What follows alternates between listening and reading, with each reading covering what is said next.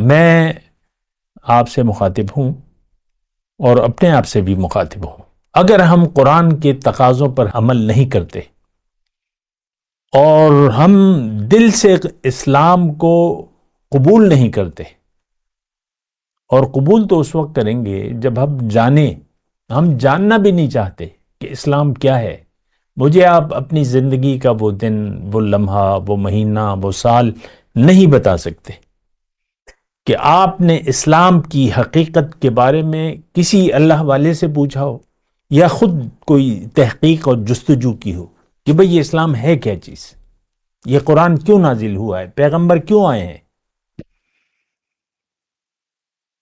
اور جو باتیں ہمیں بیان ہو رہی ہیں جنت دوزخ اور یہ قیامت، اس کی حقیقت کیا ہے؟ ضروری ہے یہ؟